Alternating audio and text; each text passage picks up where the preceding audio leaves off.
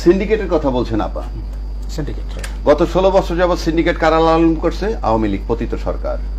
মুন্সি সাহেব, উনি টিপু মুন্সি, উনি বলতেন যে সিন্ডিকেট আমরা কিছু করতে পারতেছি না, পরিষ্কার বলছেন। আচ্ছা, প্রশ্ন হচ্ছে সেই আওয়ামী লীগ যখন পতিত হইল, আমি নিশ্চিত করে বলতে পারি সেই সমস্ত জায়গাগুলো খালি হয়ে গেছে।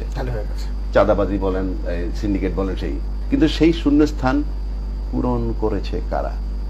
This is my question. খালি নাই, পূরণ করেছে কারা? যারা শক্তিধর নিশ্চয় তারাই। আমার অত দরকার নাই তো, যারা পূরণ করেছে তাদের কাছে দেশ নিরাপদ কিনা। সিম্পল, আপনি একবার বুঝে নেন কারা সিন্ডিকেট। 2 আসেন আইন শৃঙ্খলা বাহিনী।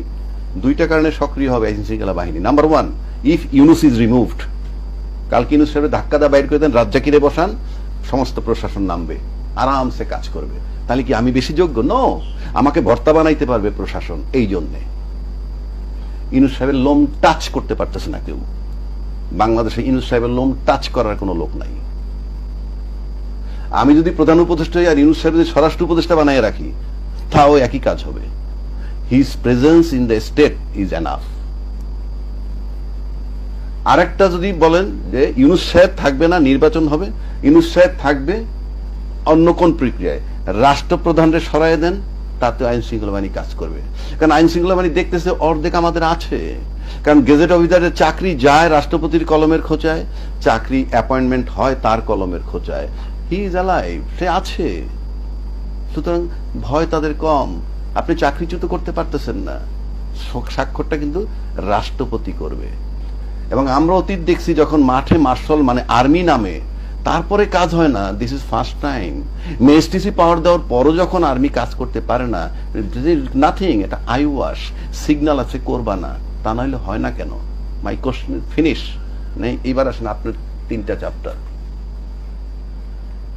বাংলাদেশে ছাত্ররা বিদায় দিয়ে দিছে, ছাত্র আসে মেইনলি, তাদের ফোকাস সবাই একত্র হইয়া আইসে কি করছে, হাসিনাকে সরাই দিয়ে আমাকে বসায় দিল। বসায় দেওয়ার পর কি হইল? সেকেন্ড ধাপটা আসলো যে রাষ্ট্রপতিকে সরাইতে হবে, কারণ তো মসজিদের ইমাম না, আগেও বলছি এখনো বলছি। সে হলো দোসর। তাকে যখন অপারেশন করতে গেল, তখন একটা বড় দল বলল তাকে অপারেশন করলে সাংবিধানিক সংকট হবে। আমি আসমান দিয়ে পড়লাম, শেখ হাসিনার সরাইলে কি সাংবিধানিক সংকট হয় না? আপনি এখানে সাংবিধানিক সংকট হয়ে গেল। আমি তো এই রাজনীতিবিদের আই ক্যানট ফেইথ। বিপ্লব পরবর্তী আবার আসলে প্রশ্ন আসে কেন? হ্যাঁ, তার ঘাড় ধরে বের করে দিতে হবে। আচ্ছা, এরপর যখন এই ছাত্র একটা শক্তি হইল, এখন বিশাল শক্তি, কিন্তু ছাত্ররা কেন ছাত্ররা শক্তি সেটাও বলে দিচ্ছি। যেহেতু প্রশাসন মাঠে নাই, বাংলাদেশ সব রাজনৈতিক দল যেই ক্ষমতায় থাকুক, মাঠে তার রাজনৈতিক কর্মী কিন্তু থাকে। তার মানে রাজনৈতিক যে দলটা ক্ষমতায় যায়, তার মাঠের শক্তি তার কর্মী বাহিনী। ইউনুস সাহেবের সেটা নাই। তা আপাতত ইউনুস সাহেব না বললেও এই ছাত্ররা তার পক্ষে কাজ করবে। এই জন্য করবে, ইউনুসের নিয়োগকর্তা তারা। 1, 2, প্রশাসন ইউনুস সাহেবের নন কোঅপারেট করে অ্যাবসলুটলি। শেখ হাসিনা ওভারসিজ বৈশা বৈশা যখন বলছে 2 মাসে ফেলে দিব, পুলিশের উপর একটা আস্থা আসছিল পুলিশের, আমাদের উনি ফেরত আসতেছেন। 7 মাস পার হওয়ার পর কিন্তু পুলিশ কিছু নামতেছে মাঠে। হায় রে আল্লাহ, এ তো মহামিক মুসিবত, 2 মাসে তো কিছুই হয় নাই। তারপরে 25 তারিখে যে সেনাপ্রধান ভাষণ দিল, আমি মনে করি নতুন দল গঠন করার ব্যাপারে সেনাবাহিনী এটা অনুপ্রেরণা হিসেবে ছাত্রদের নেওয়া উচিত। লং রানে বলবে আপনার কথায় আমরা এই দল গঠন করছি। কেন? আপনি বলছেন স্বাধীনতার সার্বভৌমত্ব বিপন্ন হতে পারে, এবং বলছেন যে আপনার কিছু করার থাকবে না। তো আপনি যখন কিছু করার থাকবে না, তখন আমার সমাজ গড়ে তুলতে হবে। সুতরাং এই ছাত্ররা সেই জন্য গড়ে উঠছে। এই কথা যদি বলে কিছু করার থাকবে না, আমি তো বলি এইটাই তাদের বলা উচিত।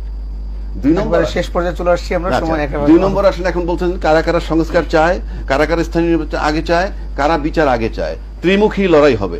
এই ত্রিমুখী লড়াই কারণে আপনি ইউনুস সাহেব দেখবেন আজকে বিএনপির কথা বলছে, নির্বাচন হয়তো সংসদটাই আগে দিবে। কিন্তু এই ছাত্ররা যদি না মানে, আপনি কি করবেন? রাজনৈতিক অধিকার তার। কারণ আমি এই ছাত্র দল করব তা না, আমি মানসিকভাবে তাদেরকে সাপোর্ট করি। এই কারণে একটা ফ্যাসিস্ট সরকারের বিরুদ্ধে একটা রাজনৈতিক শক্তি দাঁড়াইছে। এছাড়া এক্সিস্টিং কোন দলকে আমি সেভাবে দেখি নাই।